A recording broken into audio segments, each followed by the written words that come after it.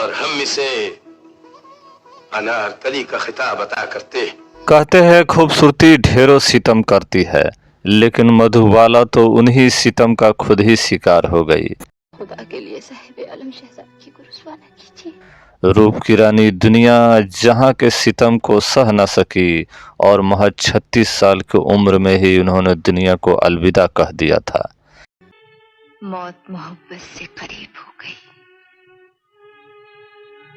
ऐसा ही होगा। जी हाँ, नैने कजरारे, बेदाग मोहक स्वरूप, जिस्म मानो कमल के फूल। सुभान अल्लाह।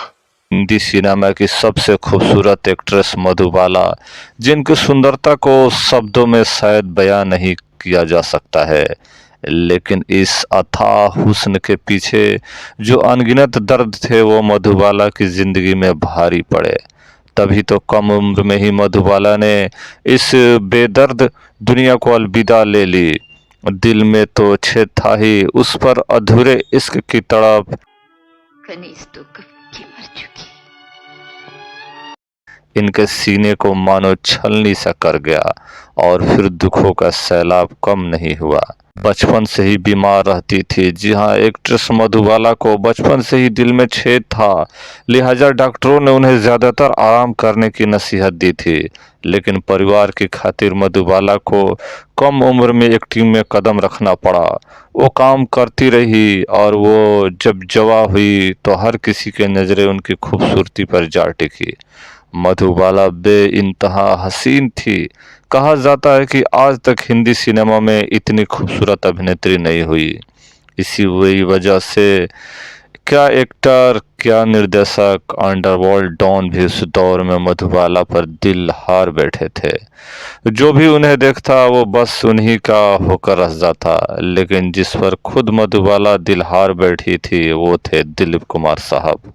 दिल लगाया पर मिला दर्द इश्क। जी हाँ, मधुबाला और दिलीप कुमार के इश्क इस कदर परवान चढ़ी थी कि दोनों एक दूसरे को होने के लिए बेताब थे।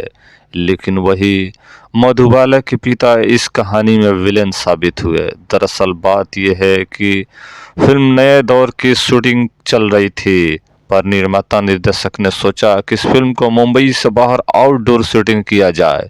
लेकिन मधुबाला के पिता नहीं चाहते थे कि मधुबाला दिलीप कुमार के संग आउटडोर जाए, क्योंकि उनका मानना था कि दिलीप कुमार और मधुबाला का प्यार परवान चढ़ जाएगा।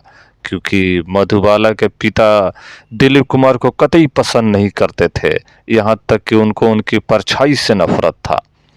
ये बात तब की है जब फिल्म नया दौर की शूटिंग चल रही थी और शूटिंग के दौरान मधुबाला के पिता जब मधुबाला को बाहर जाने से इनकार कर दिए तो ये फिल्म रुक सी गई। और तब मधुबाला के पिता के ऊपर कोर्ट में जारी होने का दावा कर दिए डायरेक्टर और निर्माता निर्देशक ने। तब मधुबाला चाहती थी कि उनके पिता के पक्ष में गवाही दे दिलीप कुमार साहब, जो कि उस फिल्म के एक्टर थे, मगर ऐसा ना हो सका। दिलीप कुमार ने सच का साथ दिया और मधुबाला के पिता के खिलाफ उन्होंने गवाही दी ताकि फिल्म चलती रहे और आउटडोर भी शूटिंग होती रहे।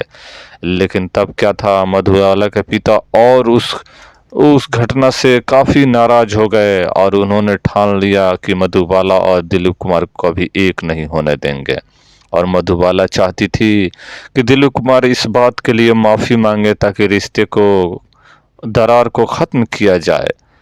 फिर क्या था, ये कभी जोड़ी एक नहीं हो पाई। इसी घटना से उबरे नहीं थे और दिलीप कुमार ने माफ़ी भी नहीं मांगा और सच का साथ दिया। लेकिन हमेशा रहा दिलीप साहब से दूर जाने का गम। जी हाँ, कहा जाता है कि मधुबाला के दिल में हमेशा दिलीप कुमार से दूर जाने का दर्द रहा। भले ही उनसे गुस्सा होकर जल्दबाजी में उन्होंने किशोर कुमार साहब से शादी कर लिया, लेकिन ये शादी एक बेमेल जोड़ी था। मधुबाला कभी समझ नहीं सकी किशोर कुमार को। इस बीमारी को लेकर वो कुछ दिन तक तो किशोर साहब के साथ जीती रही, पर बाद में इस बीमारी ने इस कदर घेर लिया कि किशोर कुमार इस बीमारी का इलाज कराने के लिए लंदन लेकर गए। पर वहाँ पे डॉक्टरों ने मना किया कि इस बीमारी का कोई इलाज नहीं है, ये बीमारी ला इलाज है इस वक्त।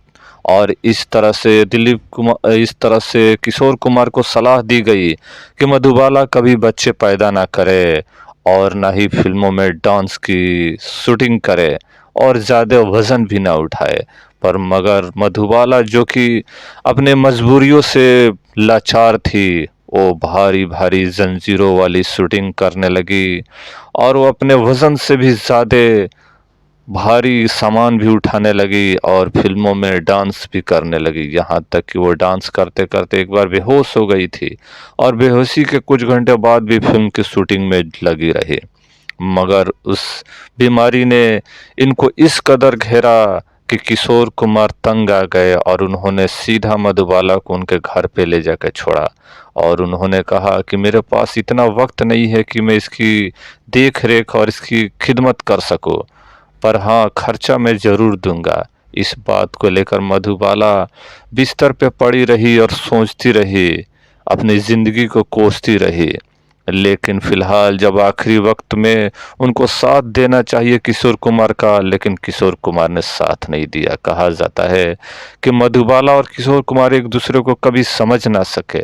ये शादी एक दूसरे को बिना समझे जल्दबाजी में हुई, पर आखिरी वक्त में उनसे मिलने के लिए बहुत सारे ऐसे एक्टर आए जिनमें दिलीप साहब भी उनकी निगरानी के लिए गए और उनसे मिले। लेकिन कहा जाता है कि आखिरी दौर में भी वो खूबसूरत ही दिखती थी, जैसी थी वैसे ही खूबसूरत। और इस तरह से खूबसूरती की बाला मधुबाला इस दुनिया को छोड़कर 23 फरवरी 1969 को हमेशा हमेशा के लिए मौत चली गई। मोहब्बत से करीब हो गई।